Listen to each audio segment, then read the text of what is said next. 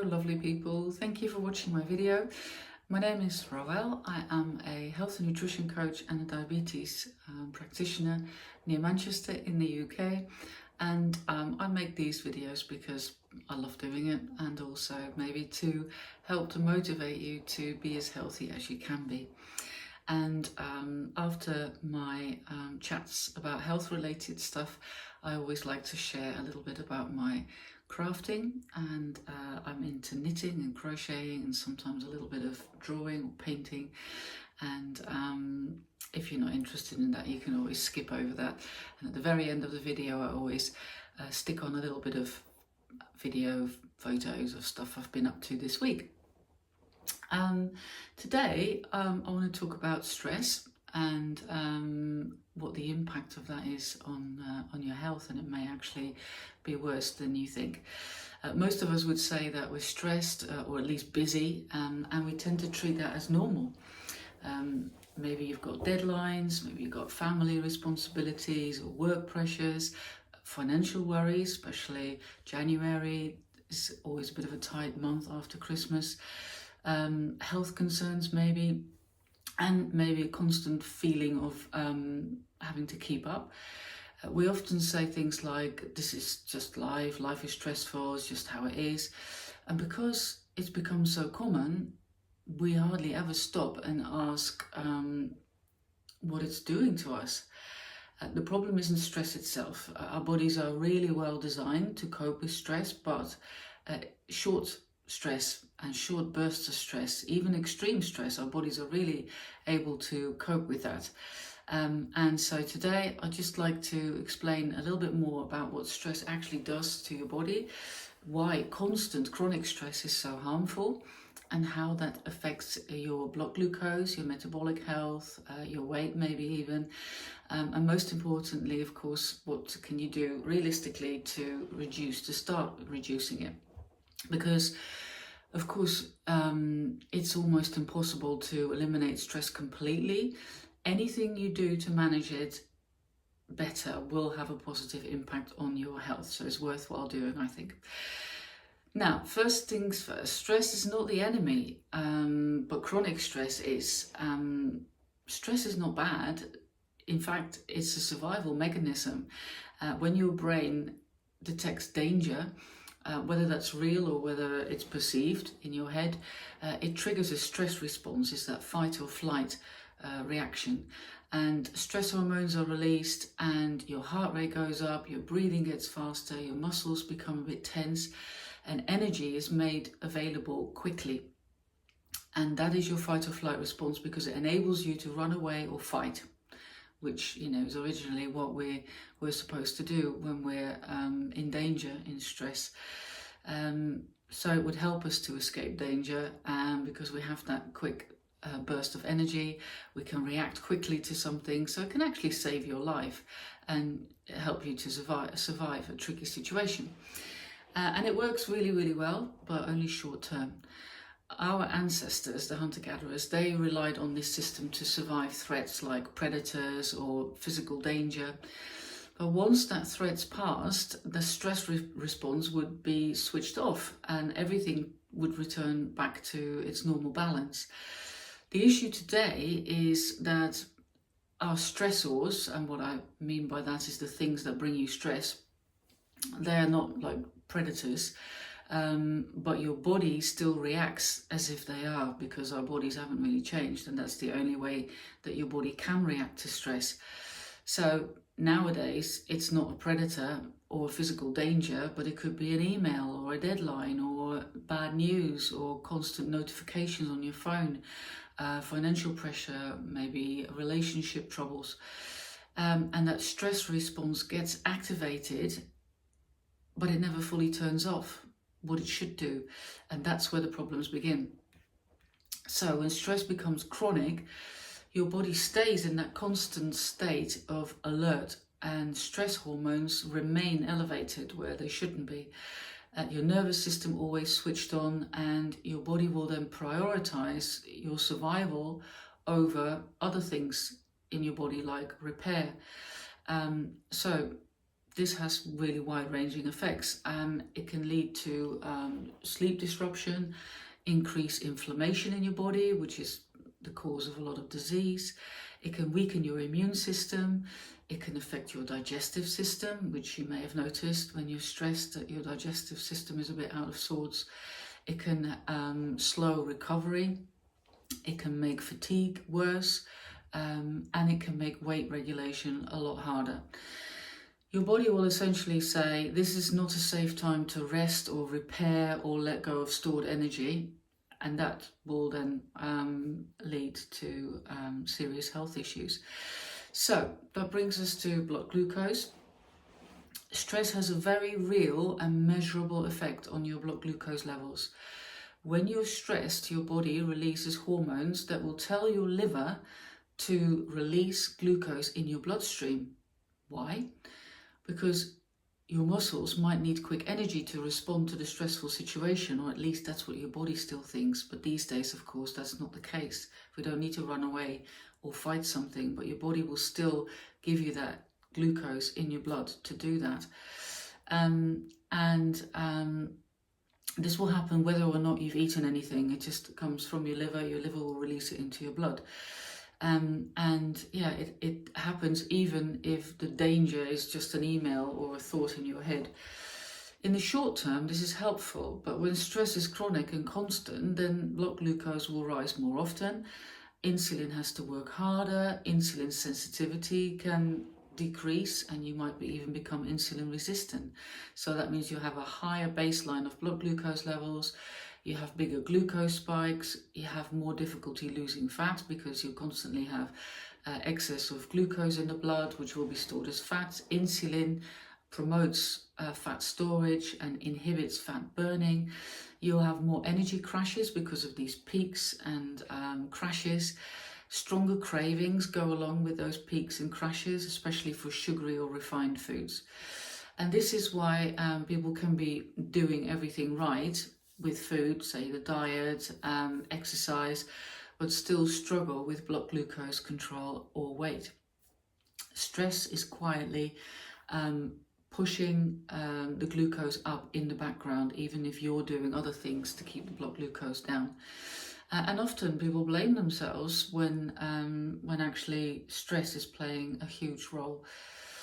Now, there's another important piece to this. When you're stressed, decision making becomes harder, or you might be more prone to make decisions that don't serve you. Your willpower tends to be lower when you're stressed. You're a bit more pessimistic when you're stressed. Your patience is lower. Your brain looks for quick relief. That could be sugary foods. Your body also intuitively wants sugary foods for the quick energy fix. It can lead to comfort eating. Maybe you're going to reach for alcohol when you're stressed, which of course doesn't help when it comes to health. Maybe you're just scrolling on social media to relieve stress, or you're not being as physically active, doing as much exercise as you would do when you don't feel stressed. And maybe you stay up too late because you're just too jittery and you don't feel like going to bed. And that's not because you're weak or stupid. That's just because your nervous system is overloaded. And managing stress isn't about being calmer all the time. It's about reducing that total load of stress on your system. Now, the good news is you don't need to remove all the stress from your life to improve your health. You just need to reduce it where possible. Do the best you can. That can already have a really big result.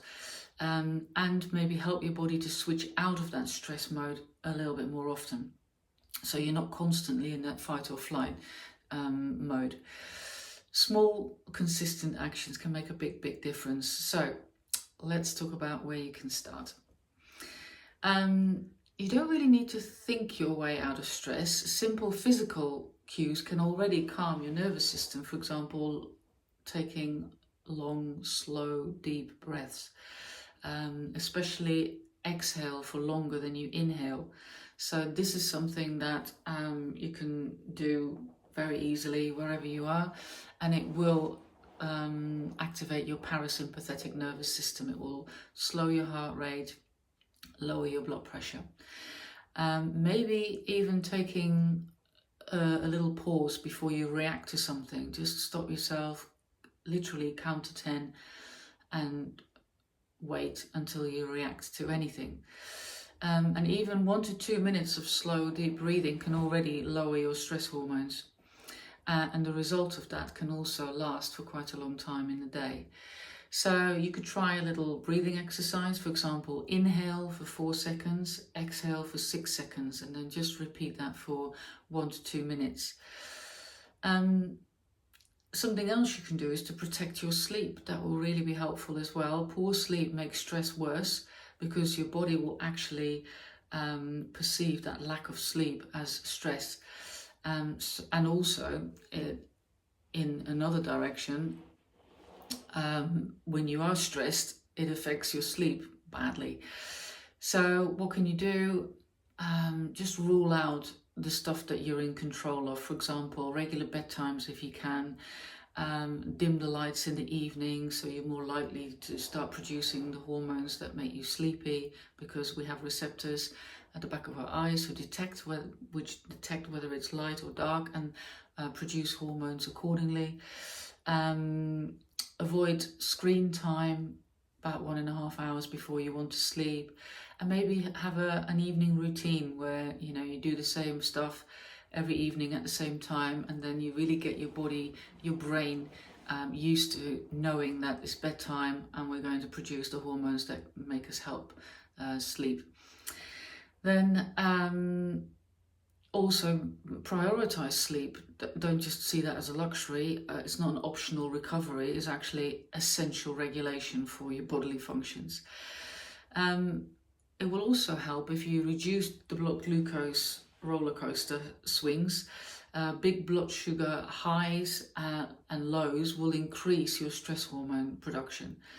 So try to have balanced meals with plenty of protein and vegetables, and not too much of the starches, and definitely not a lot of refined carbohydrates and sugars, and include healthy fats as well, because they're really important for hormone production as well.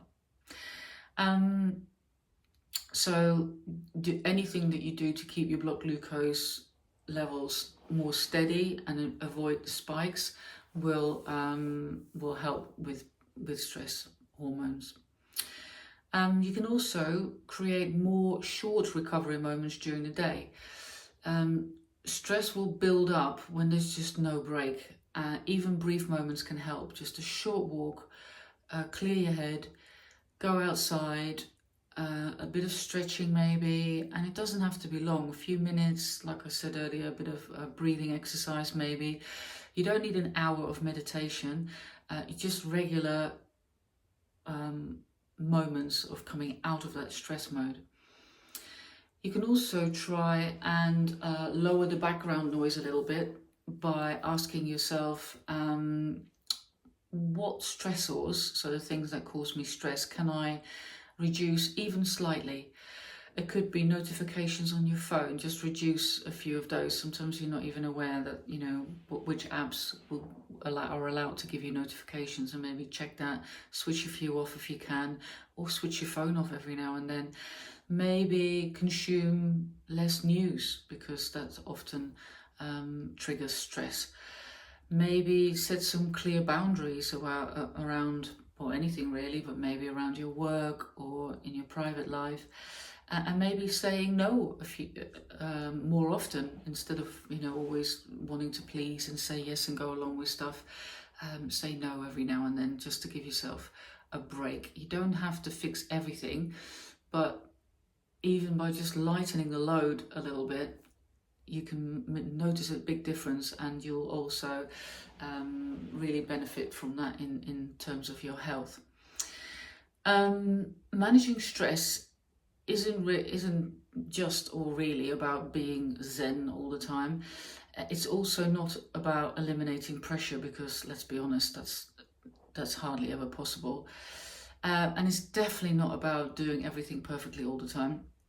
It's about recognizing that your body was never designed to cope with chronic stress. And when you support your nervous system, your blood glucose will become easier to manage, your weight becomes easier to manage, your energy levels improve, your cravings will be reduced, your sleep will be improved, and yeah, maybe achieving your health goals will feel more achievable. Anything you do to reduce stress, no matter how small it is, will move your health in the right direction. If stress feels normal to you, you're definitely not alone, but normal doesn't mean harmless. Your body is incredibly capable when it's given the chance to switch out of that survival mode. And so start small, just be kind to yourself, and remember, reducing stress isn't about doing more, it's often about doing less. If you like this video, if you thought this was useful, then give me the thumbs up, or maybe even a hype, or even subscribe. I really appreciate that. It gets me very excited to see people subscribing to my YouTube channel. And leave a comment if you like. Is stress affecting you? Do you have any good tips to deal with stress? We'd love to hear that. And don't forget to do one thing this week that's going to make you feel better. Doesn't have to be big. In fact, it's better if it's not big, because then you're more likely to do it. Think of one thing that you can do. And maybe it's around stress. Maybe I've given you some ideas today. Maybe it was something completely different. We all know what we need to do. Set up one little action this week. Crack on with it. See what happens. And if you do that every week, slowly but gradually, you'll become more and more healthy and happy. If you're interested in crafting, then hang around. If not, thank you so much for watching, and maybe see you next time. Or you can scroll all the way to the end to see whatever photos and video footage I stick after this video. If you're still here, then you probably want to hear about crafting. So this week I have done a little bit of watercolouring, but it was very basic. But I think quite effective, and that's often the case with watercolouring. I made a birthday card, and I filmed a little bit of me doing it. Not obviously, but I sent it off to the person whose birthday it was. So I can't show it to you here, but I've stuck it on at the end. And that is, I've said it before, I'm not at all experienced or talented painter, or what I do. I prefer working with colouring pencils, but I'm not very experienced or very good at it. But I think there's a lot of things that you can do with painting and colouring that are very effective and fun, and you don't have to be, you don't necessarily have to be a professional artist. And I don't think you have to be that. Anyway, if you're just doing it for fun, then it doesn't really matter, does it? And same goes for knitting and crocheting. It doesn't really matter how good you are, as long as you enjoy it. And I do. Haven't done any crocheting this week, I don't think. No. I finished the fingerless mittens, and they went along with the birthday card to the person whose birthday it was, and I decided to gift the fingerless mittens, but I have taken a little bit of video footage when I finished them. I had to dry them, block them and dry them very quickly. Because it was lace work, I did want to block them, otherwise I probably wouldn't have bothered. I never do with socks. And but I thought it might look a little bit nicer, but I didn't have a lot of time because I had to finish it off very quickly for it to be sent on time. And I did sort of block it in water for a short time. I added some essential oil to the water, which made them smell really lovely.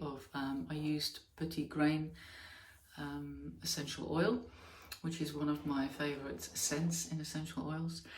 And then I had to somehow dry them very quickly, because I had to send them off the same afternoon. And I decided to experiment with a hairdryer, which I've never done before.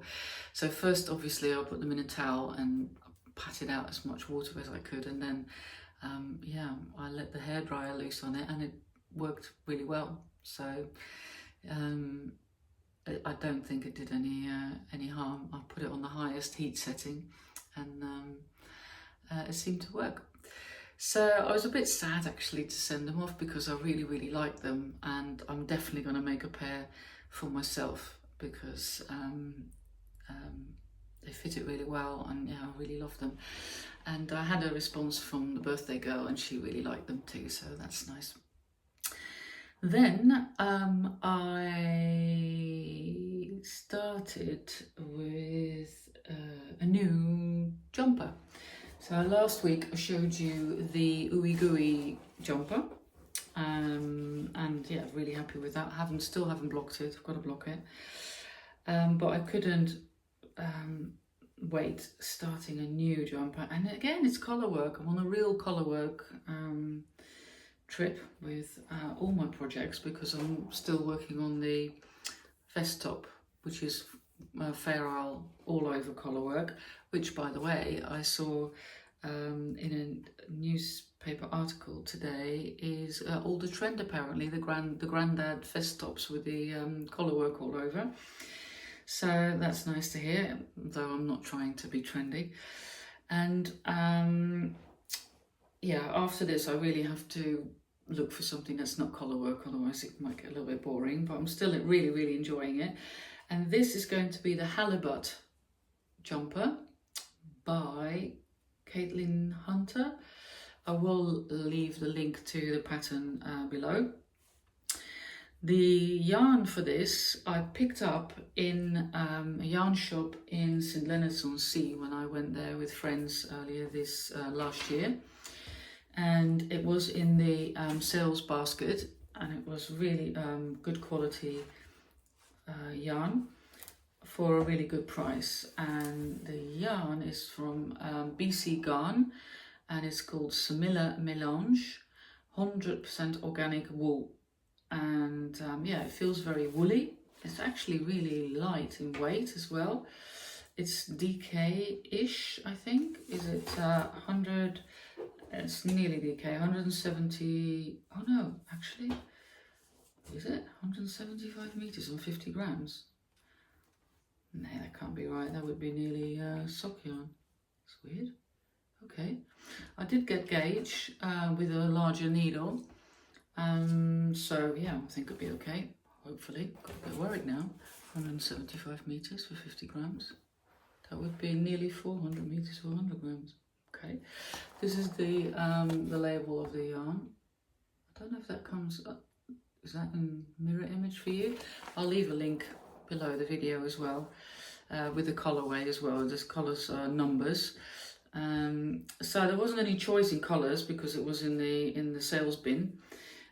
So it ended up, I just realized that now in two of my last projects I've used this kind of greeny yellowy color, so I've got to stop with that as well. But like I said, this wasn't really a conscious choice, it was just for sale. So that's going to be the main color. It's got you can choose in a pattern whether you want a turtleneck, a crew neck. So a crew neck would be about, not double, but it would be sort of single, about that high, or you can do a full turtleneck. But this is sort of the, what's it called, a semi turtleneck, half turtleneck. So it comes around here. I mean, I could probably even put it over my head, but now let's not do that. I'm just going to get all in a model, I think. It's got collar work in the shape of, guess what, Halibut. That's the name of the jumper as the pattern suggests. I'll put the link, like I said, down below, and you can check out the picture. So you can see the start of the collar work. So I've done the neck, and I have done some short rows, and after the short rows it goes into the pattern, and the pattern is done in a blue color. It's not quite navy blue, it's a bit lighter than navy blue. It is this color. It comes over quite well on the camera here. And the sort of yellowy sandy color is that color. So excited about that. It's actually going quite quickly. I'm doing it on needle 4.5 because the suggested needle of 4 didn't give me the gauge, and that makes sense now with the yardage. So yeah, looking really forward to working on this and see the shape of the halibut fish appear. It's a very large pattern in the yolk, so it's not just the fish here, but I think the fish go all the way. If you click on the link to the pattern, you'll see it. So that's what I've been working on, and I've started to work on the hot water bottle cover that I spoke about in my last video for a friend of mine who's going to have a very, very big birthday in a few weeks. She'll be 90, can you believe 90? What an age. And I'm going to make a hot water bottle in the leftover yarn that I had from the disaster vest top that I made. This is the Rerum Natura yarn, and it's not the Ulysses but the other one. I will put it in the description. Or is this the Ulysses? This might actually be the Ulysses. Can't remember now. I'll find out, because there's two and one is a little bit thicker than the other. Beautiful pink colour, and I'm using a Pearl Soho free pattern. I think I already put the link in the previous video, but I'll put it again under this one. And it just starts with a little bit of stockinette, and then knit 2 purl 2 for the top of the water bottle, and then you increase a bit like a raglan sleeve on a jumper, like that on both sides, and then hopefully it will fit. I had to do an extra increase because this yarn probably wasn't the exact same gauge, and I couldn't be bothered to swatch for a hot water bottle, which is a bit lazy, but hey ho. I just thought I can just tell whether it's going to fit, and it does, see? So that's what it will look like. And then I'm going to, because she loves cats, I'm going to put some colour work on. This is also a free chart for cats. I had to fiddle a little bit with it because I've got 44 stitches on each side here, and this, weirdly enough, is a 19 stitch chart, which is a bit weird because often it's an even number. But I will fiddle a little bit with it, and I'm going to make it 22, and then I can put 2 cats on one side and 2 cats on the other side, and then I don't know how many I might be able to do 2, so 4 cats in total on the front and 4 on the back. Well, I'll just, in a few rows, I'm probably going to start and see how it turns out, and then decide whether I'll do another one. I think I can do 4 cats. That was it. Yeah, so I've been quite busy. I don't have a lot of time to knit in a day, but I knit pretty much every evening, so I definitely would do at least an hour every day. But you can do quite a lot in an hour. What have you been up to? Have you been crafting? If so, what is it? Are you enjoying it? I'm going to continue with these 2 projects this week. The hot water bottle cover will have to, of course, be finished in time for my friend's birthday. I'm going to visit her on 9th of February. I'll definitely get that finished. Thank you so much for watching, and I will leave a little bit of photo and video as per usual at the end of this video. I can't believe, by the way, everybody always says it, how time is flying, but isn't January supposed to be a long month? But I can't believe we're now at the end of January, and I think it went really quickly. But that's good, because it tends to be a little bit grey and a bit grim outside, so I'm looking forward to spring, which is a bit early because it can still be a while, and winter technically has only just it's only just started, so I think it will still be a bit more winter before we see spring, but it doesn't hurt to be excited. Have a great week. Thank you for watching, and maybe see you again next week. Lots of love. Bye.